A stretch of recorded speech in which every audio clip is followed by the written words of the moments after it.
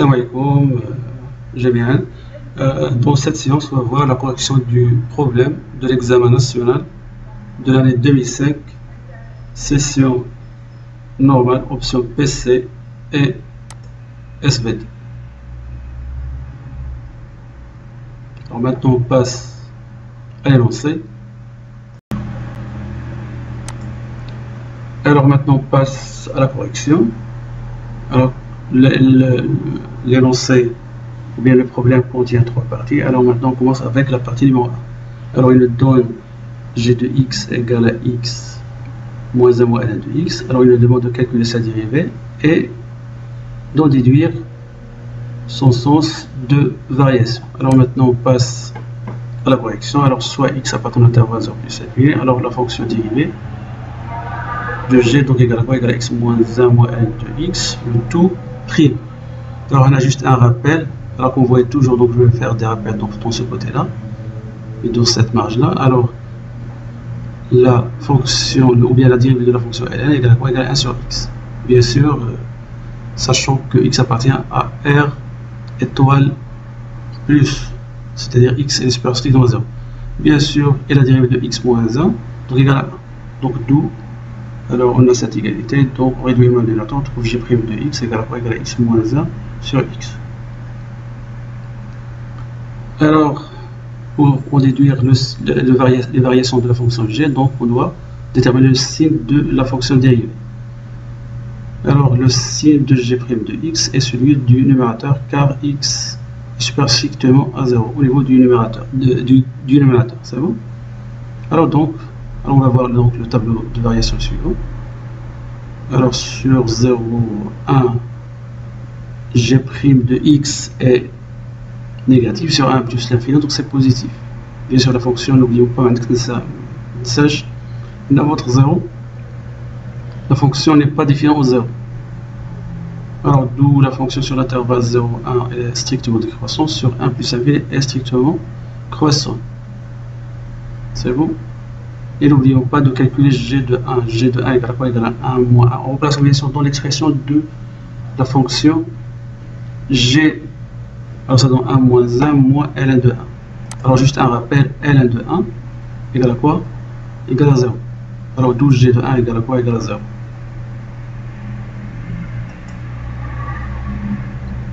Alors maintenant on passe à la question 2. Alors il nous demande de déduire que g de x supérieur ou égal à 0 pour tout x appartenant à l'intervalle 0 plus l'infini. C'est bon? Alors, d'après le tableau de variation, comme vous le voyez, d'après le tableau de variation, alors on a g de 1 qui est égal à 0, est une valeur minimale de g sur l'intervalle 0 plus l'infini, bien sûr en 1. Alors d'où, quel que soit x appartenant à l'intervalle 0 plus l'infini, alors g de x supérieur à quoi? Égal à 0. On passe à la question suivante. Deuxièmement, petit a. Montrer que la fonction h de x égale à 1 plus g de x plus x moins 1 ln de x. Sachant que l'expression de h de x, qui va que c'est x plus x moins 2 ln de x. C'est bon, alors on va essayer de répondre à cette question. Alors, soit x appartient à l'intervalle 0 plus l'infini. Alors pour moi, bien sûr notre h, donc, et ça c'est son expression, bien sûr. N'oublions pas que l'expression de g de x est liée. Alors pour montrer l'égalité, pour moi j'ai calculé la différence entre la première expression et la deuxième expression, et j'ai montré qu'il est égal à 0. Bien sûr il y a plusieurs méthodes, soit on va partir de h de x où on sent la deuxième expression, ou bien le contraire. Alors bien sûr en calculant on va trouver 0. Alors d'où h de x égale à quoi? Égale à 1 plus g de x plus x moins 1 facteur de ln de x. Alors question suivante. Alors petit b, il me demande de montrer que x moins 1 ln de x est supérieur à 0, bien sûr pour tout x supérieur strictement à 0. Alors pour montrer l'égalité, pardon, le signe est supérieur à 0, alors on doit terminer le signe de x moins 1 et le signe de ln de x, parce que c'est un produit. طبعا كما كنعرفوا ان خاصها bien sûr vous devez la retenir parce qu'on حافظها. Le signe de la fonction ln de x sur 0, 1 c'est négatif et sur 1 plus infini c'est positif. Il s'annule en 1. C'est bon? Il s'annule en 1. Alors bien sûr pour x moins 1 c'est là. Donc il s'annule en 1. Alors entre 0 et 1, x moins 1 donc il est négatif et entre 1 plus infini il est positif.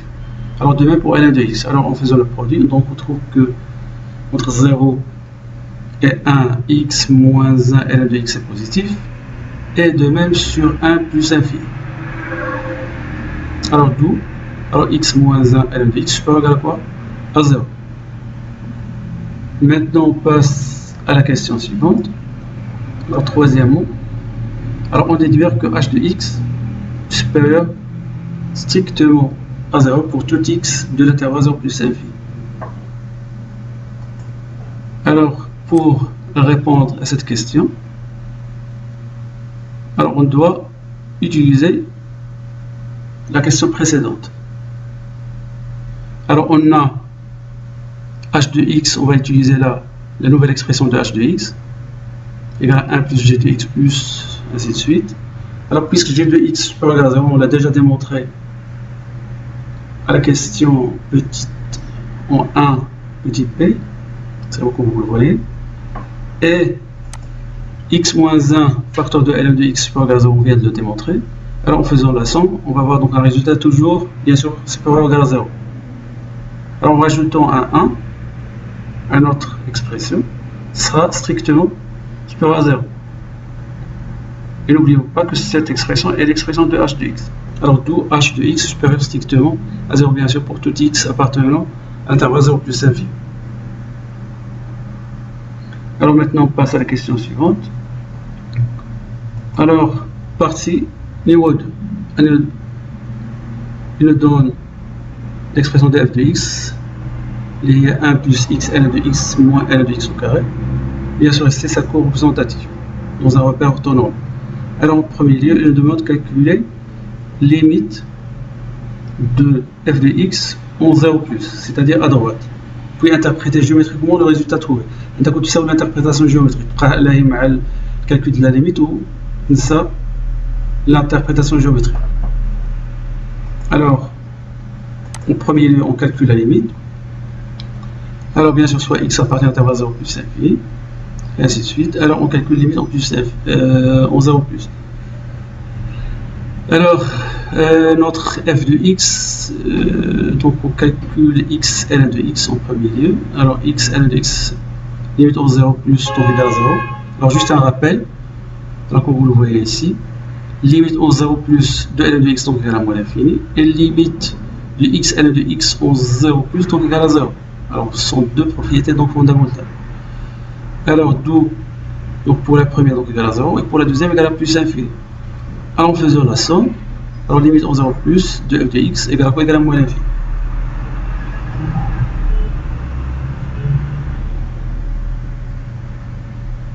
Très bon. Alors, interprétation géométrique. Alors, C de f admet une asymptote verticale d'équation x égale à 0. Ou la droite d'équation x égale à 0, c'est l'axe désordonné. Donc, c'est l'axe désordonné, c'est-à-dire l'axe OY. Alors, question suivante.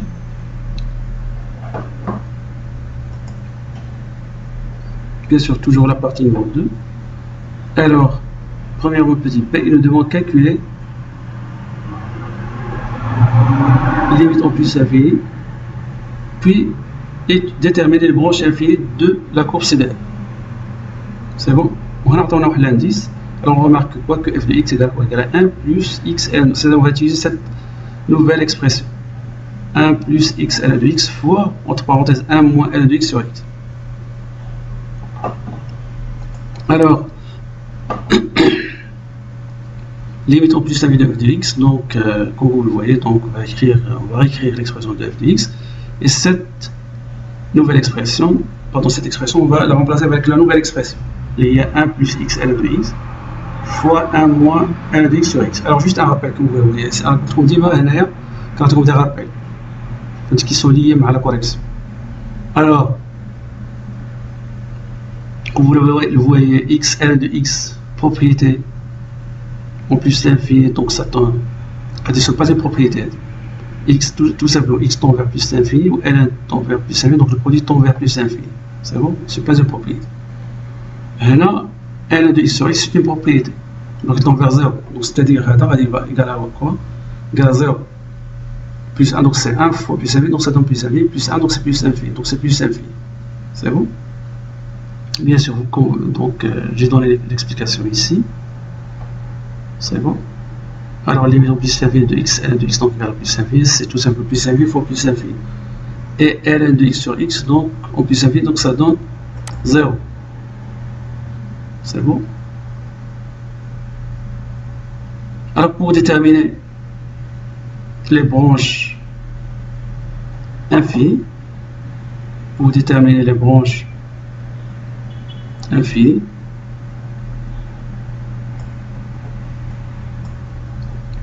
alors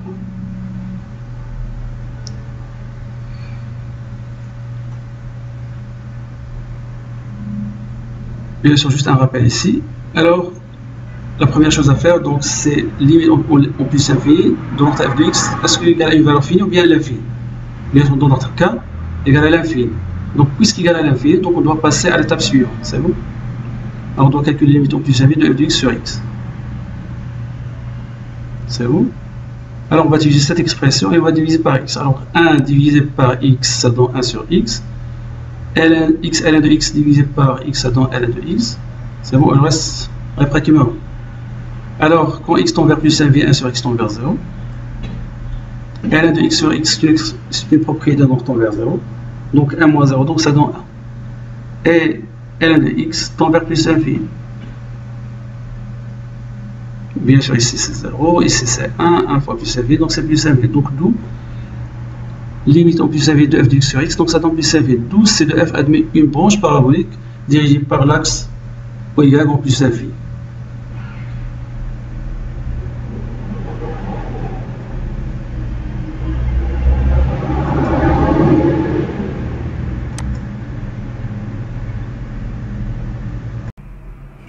Alors maintenant, question de petit a.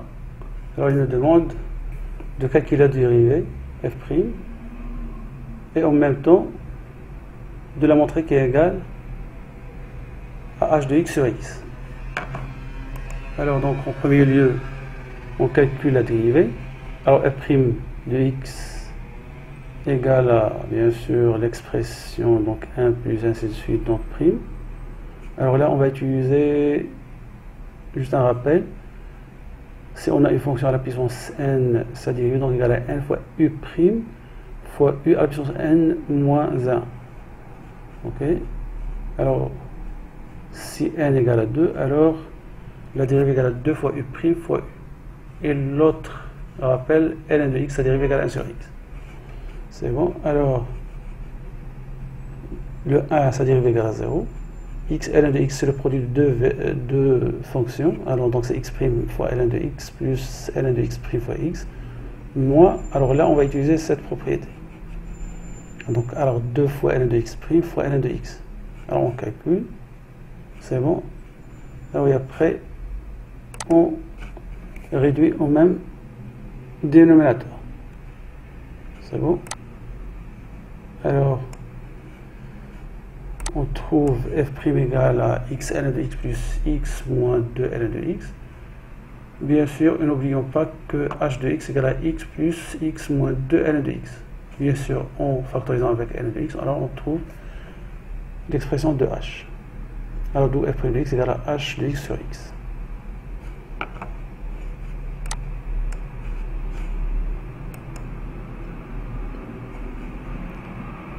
Deuxièmement, petit b, on déduire que la fonction f est strictement croissante sur l'intervalle 0 jusqu'à l'infini. Alors, on a f' de x égale à h de x sur x supérieur strictement à 0. car h de x c'était le numérateur, donc supérieur strictement à 0, et x supérieur strictement à 0. Le signe de h de x, on l'a déjà démontré à la première partie. C'est bon? Donc d'où f est strictement croissant sur l'intervalle 0 plus infini. Donc c'est une question facile. Alors, troisièmement, soit delta, bien sûr, la tangente de la courbe C au point de coordonnées A1, A1, 1, le point A de coordonnées 1, 1. Alors, il vous montrer que y égale à x est une équation cartésienne de la droite delta, c'est-à-dire la tangente. Alors, on a un rappel. Alors, l'équation de la tangente en x0 de C de f, donc égale à quoi? Donc, c'est un rappel. Donc, c'est f' x0 facteur de x moins x0 plus f de x0. C'est bon? Alors, on applique ce rappel. Alors, y égale f' de 1, donc notre x0 égale à 1. C'est notre x0 ici, donc c'est 1. Donc f' en 1 facteur de x moins 1 plus f de 1. Alors, on doit calculer f' de 1, bien sûr ça donne 1, facteur de x moins 1 plus 1, et f de 1 égale à 1. f de 1 égale à 1 tout simplement car on a le point de coordonnées, si on a un point de coordonnées AA, xa de xa égale a, donc à partir de f, alors f de x a égale à ya. C'est bon? Donc c'est-à-dire f de 1 égale à quoi? Égale à 1. Bien sûr en remplaçant, donc d'où delta égale à quoi? Égale à y, pardon, delta, son équation c'est y égale à x. Alors maintenant on passe à la question suivante. Troisième petit p, il nous demande vérifier que f de x moins x égale à ln de x moins 1 fois g de x.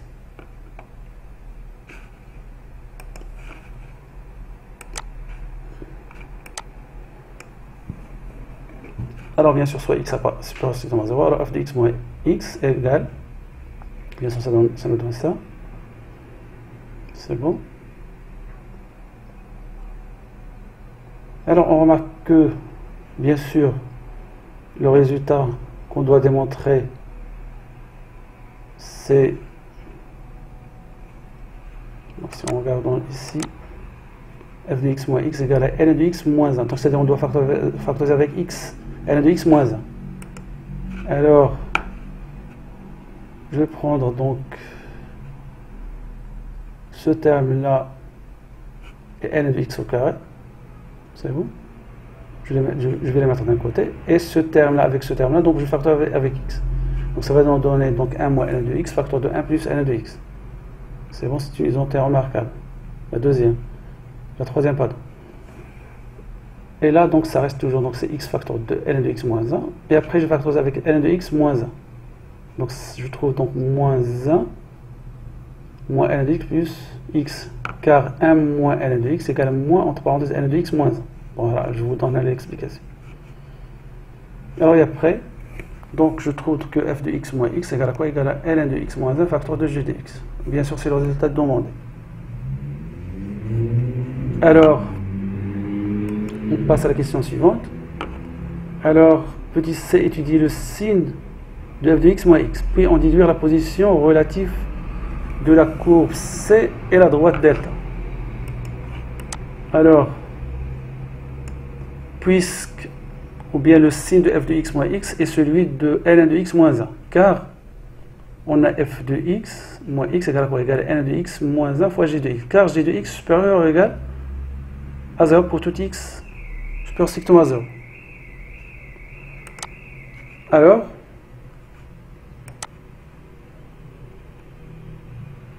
on va voir donc le tableau suivant.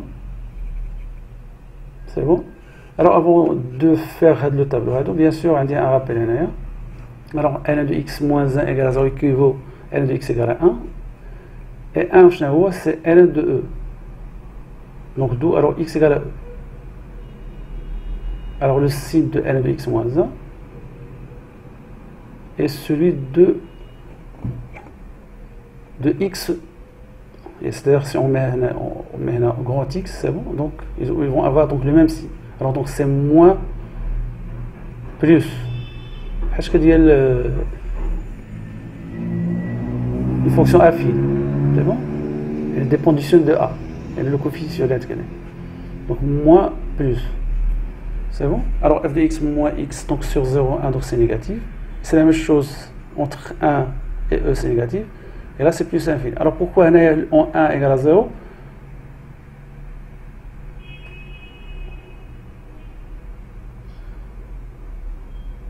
Car g de 1 égale à 0. Car g de 1 égale à 0.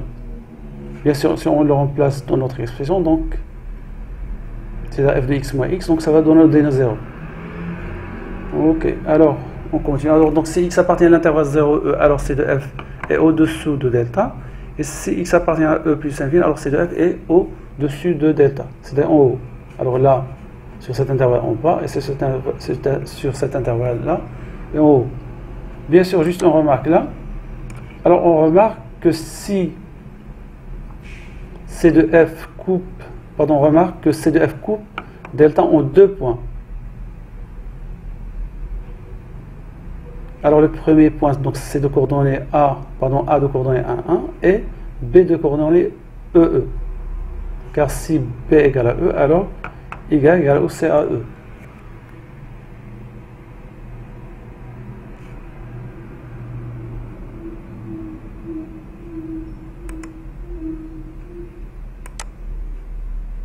Question numéro 4. Il nous demande de tracer la courbe C de f. C'est bon? Alors pour la construire, donc il faut donc se rappeler donc de toute information qui est liée donc avec la construction de C de f. Alors bien sûr, n'oublions pas donc en premier lieu, donc on trace la droite delta d'équation. Alors y égale à x, c'est bon? Y égale à x. Alors donc si x égale à 0, donc y égale à 0, et n'oublions pas que notre delta passe par le point de coordonnées 1, 1 sur ce point-là, donc est 0. Donc je trace cette droite là, donc ça c'est delta. C'est bon. Alors C de f admet la droite des ordonnées comme asymptote verticale, donc c'est-à-dire on va voir donc l'allure donc comme ça, donc notre C de f donc est parallèle à cette droite là à peu près, et après il va toucher la courbe en ce point là, c'est bon, et en même temps il ne va pas le dépasser parce que c'est une tangente, et en même temps on a notre courbe, il est au-dessous de l'axe bien la droite delta entre 0 et E, donc E 2,7, donc à peu près. C'est bon, donc 1, 2, donc à peu près, voilà. Et on a un point d'inflexion donc de coordonnées donc comprise entre 1 et 1,5, donc 1,5, donc ceci. Donc de ce côté-là, alors la courbe, donc entre C, donc c'est comme ça. C'est bon. Donc il est toujours au-dessous de delta et après il va couper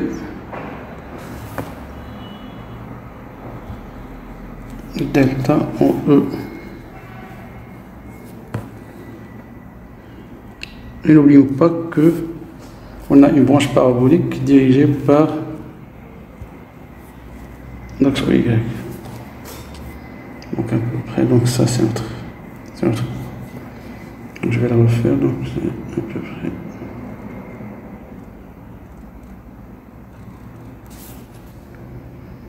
Donc c'est notre C2. Alors maintenant on passe à la partie numéro 3. Alors bien sûr, donc s'il y a avec les suites récurrentes, alors on pose U0 égale à racine carrée de E et U1 plus 1 égale à F de U1. Alors il nous demande de montrer par récurrence que U1 est comprise entre 1 et E. Alors bien sûr, on doit vérifier donc les 3 étapes de la récurrence. Alors si n égale à 0, tout simplement parce que notre n appartient à n Alors si n égale à 0, donc U0 égale racine carrée de E. Alors racine carrée de E est comprise entre 1 et E. Alors, si vous voulez donc plus d'informations, alors on a E super strictement à 1 équivaut à la racine carrée de E super strictement à 1 équivaut à la racine carrée de E moins 1 super strictement à 0. On va dire normalement c'est une équivalence. Alors pour démontrer la deuxième, donc E moins racine carrée de E égale, donc je factorise avec la racine carrée de E, donc ça me donne la racine carrée de E facteur de racine carrée de E moins 1, et la racine carrée de E c'est positif, c'est bon, et la racine carrée de E moins 1, on vient de le démontrer, il est super strictement à 0, donc d'où ce résultat est positif, d'où, alors racine carrée de E inférieure strictement à E. Alors la deuxième étape à vérifier, donc on suppose que UN est comprise entre 1 et E est vrai, et on montre que UN plus 1 est comprise entre 1 et E. C'est bon? Alors,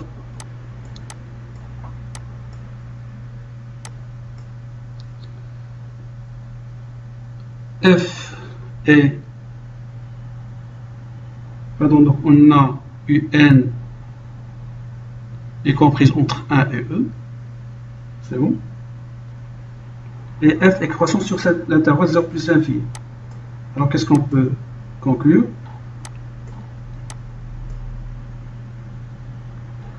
Alors puisque F est croissant sur l'intervalle 0, 1, pardon 0 plus l'infini, alors et UN comprise entre 1 et E, alors F de UN est comprise entre F de 1 et F de E, car la fonction est croissante, strictement croissante. Donc d'où, puisque f de 1 égale à 1, et f de E égale à E, alors on l'a déjà calculé, alors donc, là, donc, en première partie, pardon, en deuxième partie, c'est bon. Alors UN plus 1 est comprise entre E et 1. Alors conclusion, alors pour tout n appartenant à n, alors UN est comprise entre 1 et E.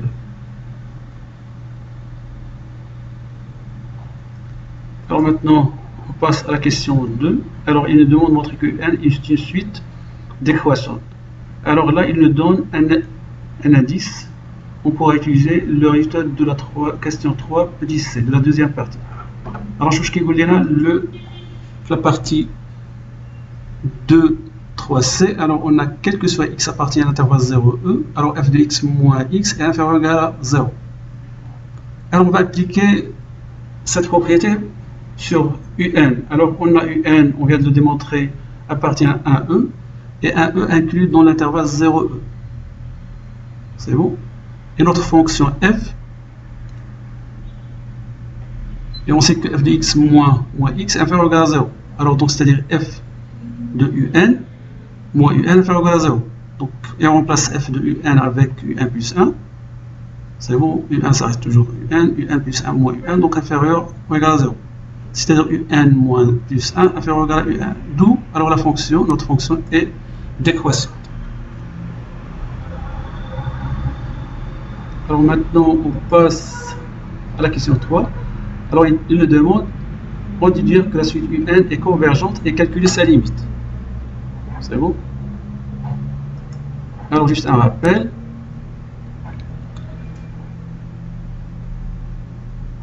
Alors si UN est une suite croissante et majorée, alors on implique qu'elle est convergente. Une propriété. La deuxième propriété qu'on peut appliquer, donc UN, si elle est décroissante et minorée, alors elle est convergente. Alors donc, on va choisir donc l'une de ces deux propriétés. Alors normalement, alors UN est une suite à décroissante et minorée. C'est-à-dire on va appliquer la deuxième. Alors elle est convergente. Bien sûr, on calcule sa limite, on va la nommer L. Alors pour calculer la limite L, alors on doit vérifier les 5 conditions qu'on a là. C'est bon? Alors la première chose, f est continu sur i. La deuxième, f de i de l'intervalle i doit être inclus dans i. Et la suite un doit être récurrente, c'est-à-dire définie par la fonction f avec cette relation. Et u0 appartient à l'intervalle i. Et un converge. Alors, si on a ces 5 propriétés, alors on peut dire que UN, on peut dire que UN converge vers L, et L est la solution de l'équation f de x égale à x. C'est bon? Alors, donc on s'est arrêté ici, donc on a dit que UN converge, c'est bon? Alors, on calcule la limite L. Alors, on a f est contenu sur l'intervalle I, donc 1e, et f de 1e est inclus dans 1e, car x comprise entre 1 et e et f croissante. Alors, f de x comprise entre f de e et f de 1. f de 1 égale à 1 ou f de e égale à e. C'est bon? Donc, c'est-à-dire on a montré cette inclusion. C'est bon? Alors, UN plus 1 égale f de UN, c'est-à-dire la relation C, c'est bon, et U0 appartient à l'intervalle 1E.